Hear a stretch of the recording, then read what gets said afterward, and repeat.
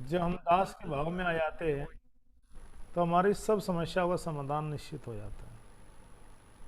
लेकिन जब तक कोई दास के भाव में नहीं आता तो संसार के अलग अलग संबंधों में वो सुख होता रहता है। और ये उसके सुख के जितने प्रयास है, सिलौड़पाद जी कहते हैं, बार बार जन्म मृत्यु के सागर में जाना, बार बार माता गर्भ में आना, बार बार दुखों का सामना करना, ये सब के सब उसके जीवन को और अधिक दुख में बनाते चले जाते हैं। तो यहाँ पर बताया गया है कि किस प्रकार से जीव जो है भावाटवी अर्थात भौतिक जगत रूपी वन है ये। और कभी कभी वणिक जन जो व्यापारी है वो दुर्लभ वस्तुओं का संग्रह करने और उन्हें लाभ सहित नगर में बेचने के लिए वन यानी कि 8वीं में वर्ण प्रवेश करता है, जंगल में जाने का प्रयास करता है। किंतु वर्ण का जो मार्ग है, जो जंगल का जो मार्ग है, वो सदैव ही बड़ा ही संकटों से घिरा रहता है, भरा होता है।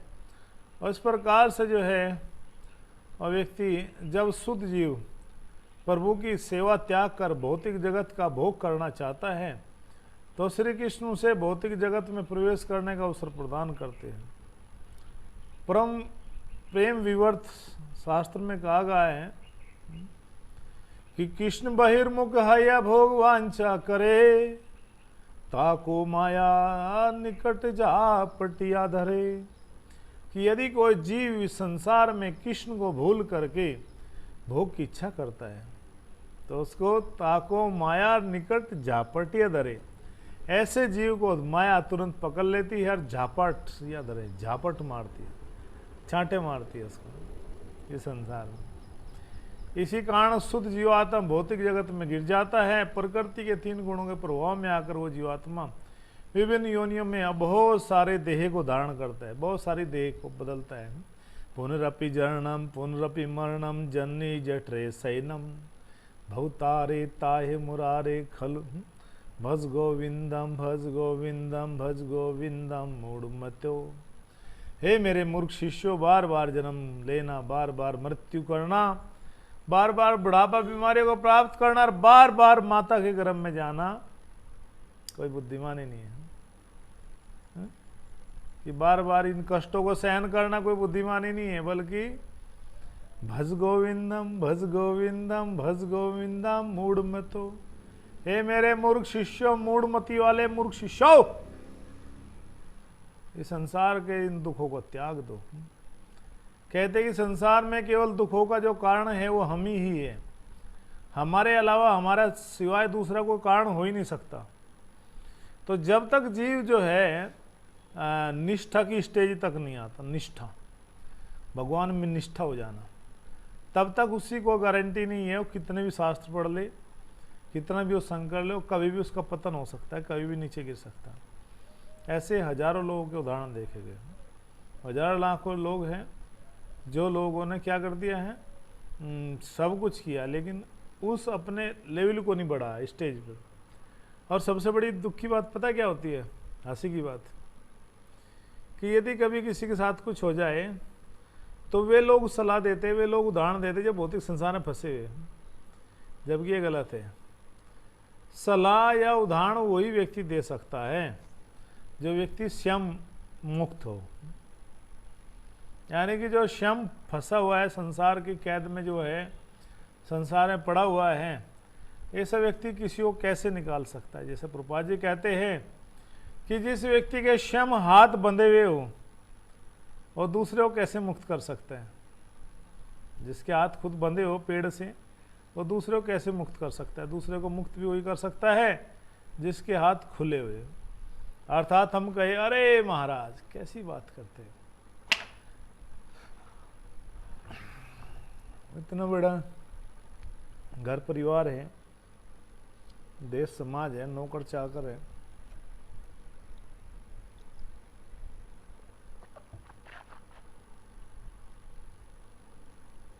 भगवान को यदि हमसे भजन करवाना होता तो फिर हमें भक्तों के बीच में पैदा करता, जैसे कि भगवान को उसके लिए अलग से व्यवस्था करनी पड़ेगी।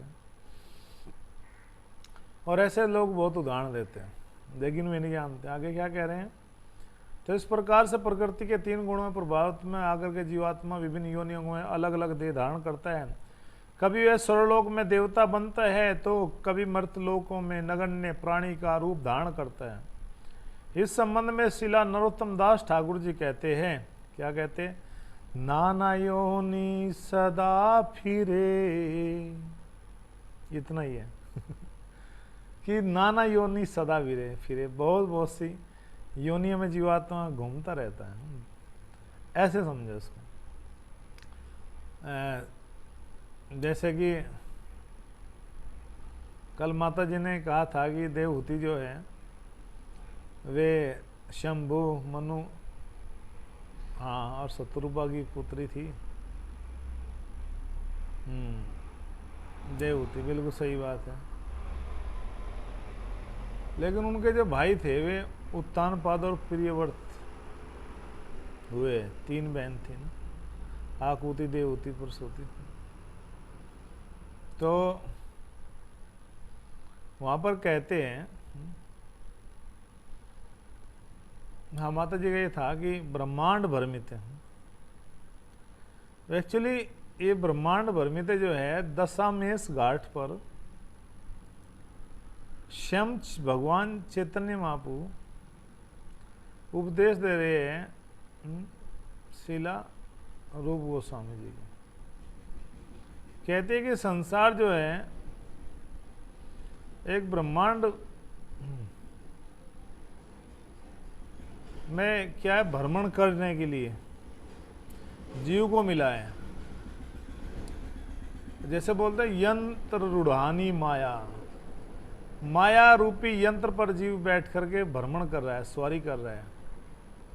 माया रूपी यंत्र यानी यंत्र यानी गाड़ी में बैठ, तो इसलिए अनेक योनियों भ्रमण करता है।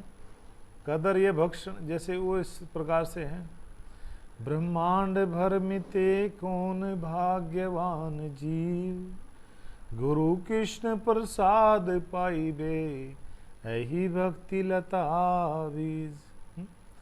कि ब्रह्मांड भर में करोड़ों करोड़ों जन्म लेने के पश्चात किसी भाग्यशाली जीवात्मा को ये मनुष्य तन मिलता है, और उनमें से भी कोई दुर्लभ जीव है जो क्या कर पाता है, जो भक्ति रूपी लता बीज का, गुरु की कृपा से जो भक्ति रूपी लता बीज, जो बेल है, उसका बीज अंकुरित कर पाता अपने अर्थ में। अर्थात प्रकृति के 3 गुणों के प्रभाव से भटकता रहता है, कभी ऊंच नीचों में जाए, उच्च लोकों में, कभी निम्न। इस प्रकार से नरोत्तम दास ठाकुर जी भी यही कह रहे कि अलग अलग योनि में भ्रमण करता है, कर्तव्य भक्षण करे, अर्थात उसे घृणित वस्तुएं खानी पड़ती है, वैसा भोगना पड़ता है। तारे जन्म अध पाते आए, इस प्रकार उसका सारा जीवन नष्ट हो जाता है। सर्वदया माया वैष्णव की शरणों के बिना बद्ध जीव माया के चंगुल से नहीं छूट सकता, जब तक वो वैष्णव की सेवा नहीं करता, जो सभी दया करने वाले वैष्णव। तो इसलिए भगवत गीता में कहा, मने सष्टान इंद्रियानि प्रकृति स्थानी करिष्यति, जीवात्मा अपने मन में 5 ज्ञान इंद्रियों द्वारा भौतिक जीवन आरंभ करता है। इन्हीं के बल पर वह अपने अस्तित्व के लिए विभिन्न योनियों में भटकता रहता है, और इस भौतिक जगत में वो संघर्ष भी करता रहता है। इन योनियों की तुलना वन में रहने वाले धूर्त और ठगों से की गई है। जैसे धूर्त और ठग मिलते ही उस व्यक्ति को ठग लेते हैं, उसको वो व्यक्ति उनके द्वारा छला जाता है, इसी प्रकार से ये योनि, ये जो ज्ञानेंद्रिय है, आँख के द्वारा रूप देखना चाहता है, कानों के द्वारा सुंदर शब्द सुनना चाहता है, इस प्रकार से जीवा के द्वारा, शरीर के द्वारा स्पर्श करना चाहता है। तो इस तरह से वो जीव जो है भटक जाता है, और ठगों के द्वारा इस तरह भौतिक जगत में संघर्ष करता है। इन इंद्रियों की तुलना वन में रहने वाले धूर्त ठगों से की गई है। मनुष्य का आत्मज्ञान हर उसे अज्ञानता के जाल में डाल देती है, उसका ज्ञान हर लेती है, उसको अज्ञानता के सागर में डाल देती है। इस प्रकार इंद्रिया और जो है उसे आत्मज्ञान को लूट लेते हैं, लुटेरे लूट लेते हैं। और इनके अतिरिक्त सारे कुटुंबी, पत्नी और संतानें वन के खूंखार पशुओं के समान है। जब होती खूंखार, वो होती जो है क्या है, हिंसक पशु है, उनके समान। इन भयानक पशुओं का काम है मनुष्यों का मांस भक्षण करना। जो आत्मा इन श्रृंगालों और लोमड़ी और पत्नी और संतान रूप को अपने ऊपर, इस प्रकार से यहां पर कह रहे कि अपने ऊपर जो है आक्रमण करने देता है, इस प्रकार उसका वास्तविक जो आध्यात्मिक जीवन है समाप्त हो जाता है। इस तरह जीव जो है संसार में भटक जाता है और भौतिक जीवन रूपी प्रत्येक प्राणी मच्छरों की भांति द्वेषी है, द्वेष है उसके अंदर, और मूसक तो निरंतर उत्पात ही मचाते रहते हैं। चूहे तो उत्पात मचाते रहते हैं, हमेशा घर में होंगे आपके। इस भौतिक जगत में प्रत्येक प्राणी अपनी अप्रिय परिस्थितियों में पहुंच जाता है। कभी कभी दुख में स्थिति में होता है, ईर्ष्यालु व्यक्तियों तथा उत्पाती पशुओं का शिकार रहता है।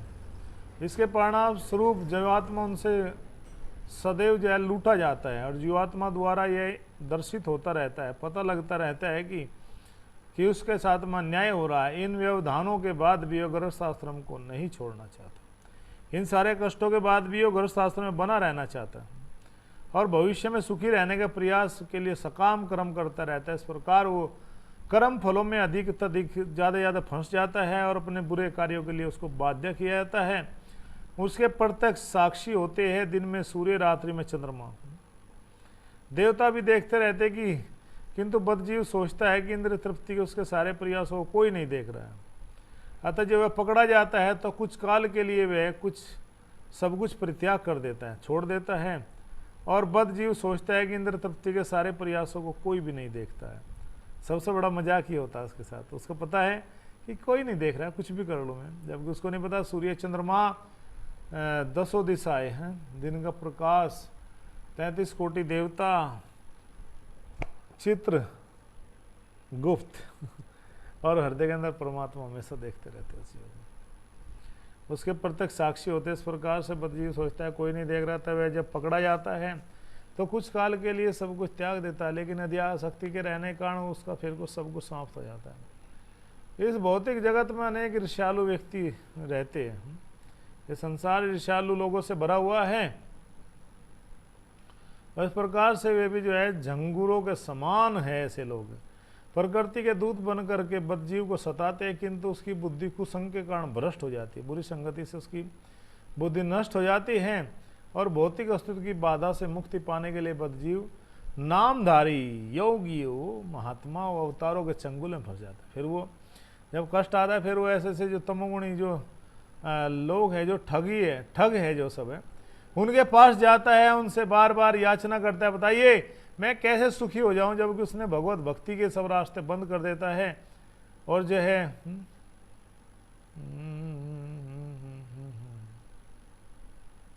जी, एक प्रभु जी कह रहे हैं कि स्वामी जी आपका भैया ऐसे नाम मत लिया करो किसी का, FIR हो जाएगी आपके खिलाफ।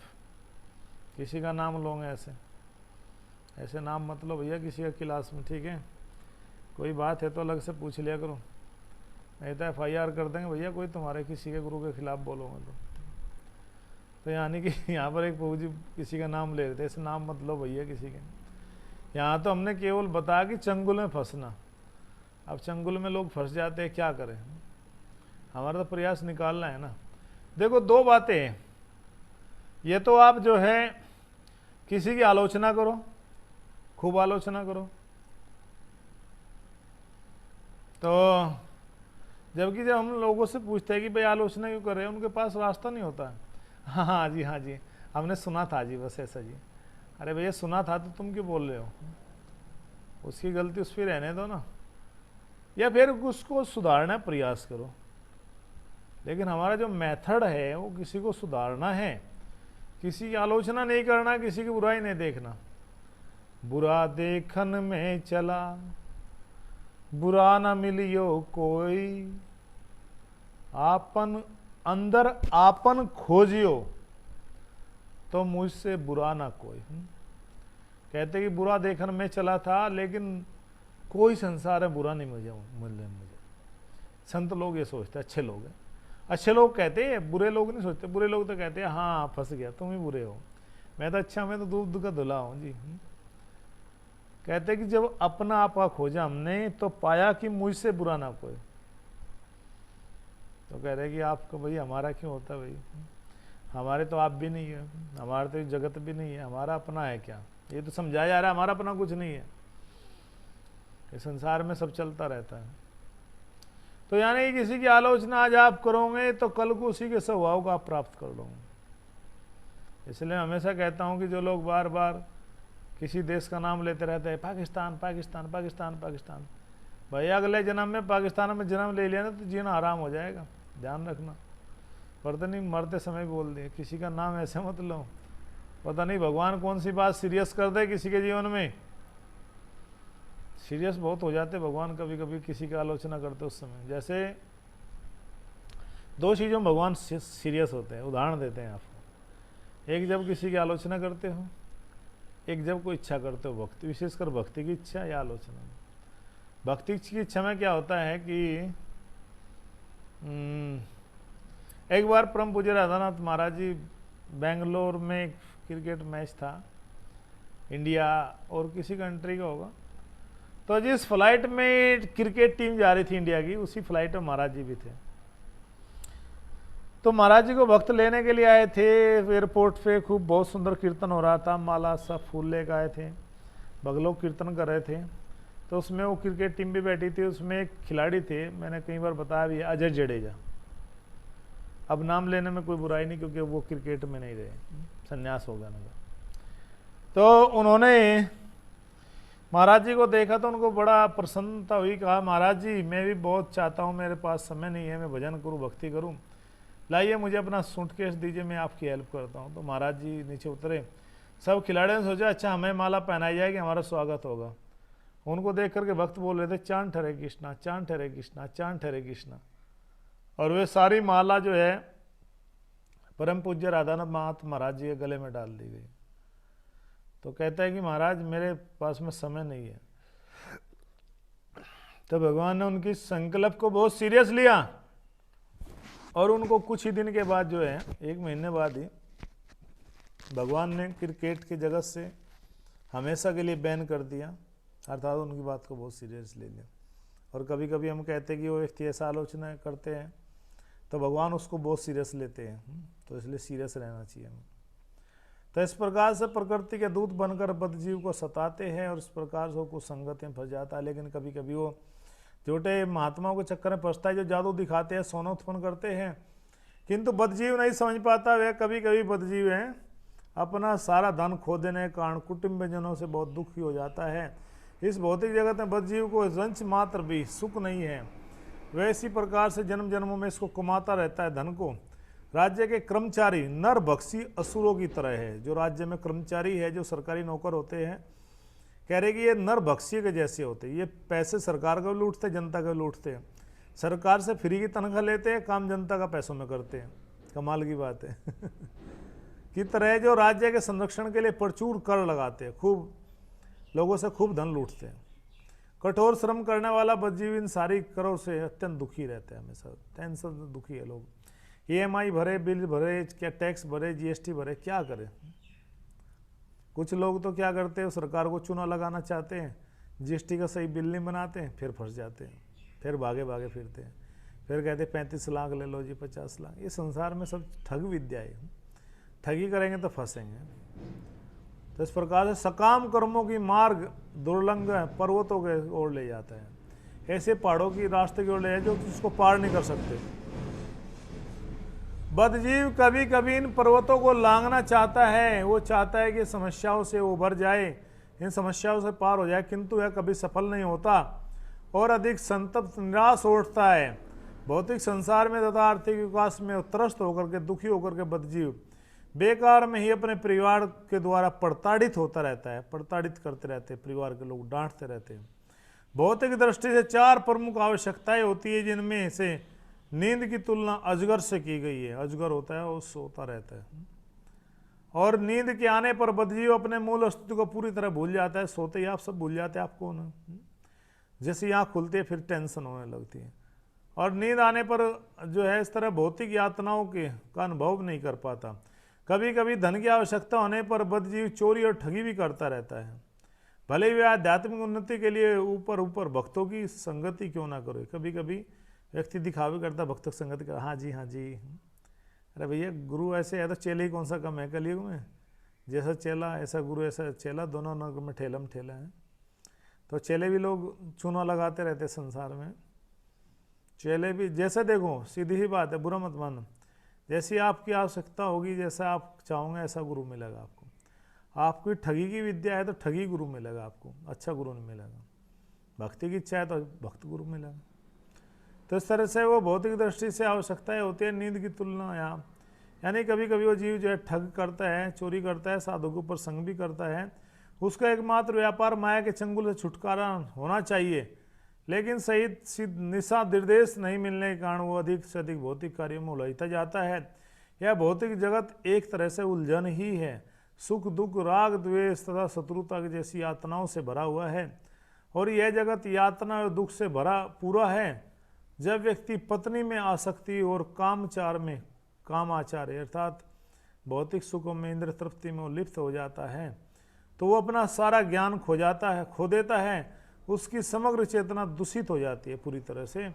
वह केवल स्त्री संग की ही बातें सोचता रहता है, हर समय स्त्री के विषय में, यहाँ जाऊँगा, इसका संग करूँगा, ये करूँगा, धन लूँगा, चोरी करूँगा, महंगे होटल में जाऊँगा, एंजॉय करूँगा, ये सब ये सोचता रहता, प्लानिंग करता रहता। और इस प्रकार से जो है वो उलझ जाता है, दूषित हो जाता है उसकी चेतना है, केवल स्त्री संग में ही पड़ा होता है। काल तो सर्प के समान प्रत्येक प्राणी का प्राण लेता है, चाहे वो ब्रह्मा हो, एक नंदी चींटी हो। कभी कभी बद जीव काल से बचना चाहता है, लेकिन काल से कोई बच नहीं सकता और आएगा। लेकिन फिर भी व्यक्ति बचना चाहता है तो वह किसी नकली मुक्तिदाता की शरण लेता है, जो कहता है मैं सोना बना दूंगा, मैं ये कर दूंगा, ब्रह्मांड बांधू, देवता बांधू, सब लोग बांधू। एक व्यक्ति ऐसे फेंक रहा था, हम धंधा कुछ स्थान जो भी आता, मैं ये बांधू, अकाल बांधू, आकाश बांधू, पाताल बांधू, संसार सारा बांधू, धरती बांधू, चंद्रमा बांधू, सूर्य बांधू। उसकी पत्नी आई और पीछे से एक डंडा मारा, खींच करके एक थप्पड़ मारा, बोले दुष्ट, 2 साल से छप्पर टूटा पड़ा हुआ है, घर का, घर चूर आई है छत, वो छप्पर बांधने जाते हैं, संसार को बांधने चला है, चल भाग यहां से। पत्नी ने आके डंडा मारा है। ऐसे लोग ढोंगी, ऐसे मुक्तिदाता, हम सब कुछ कर देंगे, हमने ये कर दिया, ऐसे के शरण में जाता है और दुर्देववश स्वयं रक्षा नहीं कर पाता तो फिर दूसरों की रक्षा कैसे करेगा ऐसा ठग आदमी। ऐसे नकली मुक्तिदाता योग्य ब्राह्मण वैदिक साधनों से प्राप्त प्रमाणिक ज्ञान की परवाह नहीं करते और व्यभिचार में लिप्त हो जाते हैं। वे ये नहीं सोचते कि जीवन क्यों मिला, फिर व्यभिचार में लिप्त हो जाते हैं। विधवाओं तक को इस संसार में बताते हैं कि विधवाओं तक को संभोग की छूट करने के लिए संस्तुति करते हैं। इस प्रकार वन के वानरों के समान है, जबकि उसका जीवन जो है भगवत भक्ति में होना चाहिए। लेकिन यहाँ पर तात्पर्य में कहते हैं कि ऐसे भी घृणित कार्य संसार में होते हैं। यह तो छोटी सी बात बताई गई है। सुखदेव गोस्वामी परीक्षित को विस्तार पूर्वक भौतिक जगत भावाटी के विषय में बताते हैं कि संसार बहुत बड़ा जो है दुख भरा जंगल है जिसमें जीव आकर के गिर जाता है। और सुखदेव कहते हैं भौतिक वन का अर्थ स्पष्ट करने के लिए तो उन्होंने कहा, उत्तर दिया, हे राजन, वणिक की रुचि सदैव धन उपार्जन में रहती है। कभी कभी वह लकड़ी जैसी कुल अमूल्य वस्तुएं प्राप्त करने के लिए उन्हें जाकर नगर में बेचने के लिए इच्छा से वो प्रवेश करता है। इस प्रकार बदजीव लोभवश भौतिक लाभ की इच्छा से भौतिक जगत में आकर के गिर जाता है। लेकिन उस वन में वो प्रवेश करता है, लेकिन उसमें फंसता चला जाता, बाहर नहीं निकलता, क्योंकि उस जीव को जो है उसकी चेतना को भौतिक संसार की जो है वासनाओं के द्वारा बांध दिया जाता है। जब उसकी चेतना बन जाती है वो स्वतंत्र होने के लिए भटकता है और वो इन प्रकृति के 3 गुणों के वशीभूत होकर के संसार में ही बारंबार जन्म लेता है। कभी भूलोक, कभी पाताल लोक, कभी निम्न योनि में प्रवेश करता है। अनेक देहों के धारण करने पश्चात अर्थात अनेक देहों को उसको सहन करना पड़ता है, उनको धारण करना पड़ता है। अपने मन और पंचेंद्रियों के उपयोग के लिए ज्ञान प्राप्त करता है। यानी देही की दशाओं को फिर प्राप्त होता है और बहिरंगा शक्ति माया के निर्देशन में वह इन इंद्रियों का भोग करके जीव दुख में ही पड़ा रहता है। कभी कभी वास्तव में छुटकारा पाने की खोज करता है, किंतु सामान्य रूप से वह भटकता है। कभी कभी बदजीव के पश्चाताप से छुटकारा तो मिल जाता है उसको संसार में, लेकिन इस प्रकार अस्तित्व के लिए हमेशा वो संघर्ष करता रहता है और इस प्रकार से जो है कब तक करता रहता है? जब तक वो भगवान के भक्तों की, भगवान की शरण ग्रहण नहीं कर लेता है। जैसे वो शरण ग्रहण करता है तब उसके जीवन में शांति आनंद प्रकट हो जाता है। हरे कृष्ण।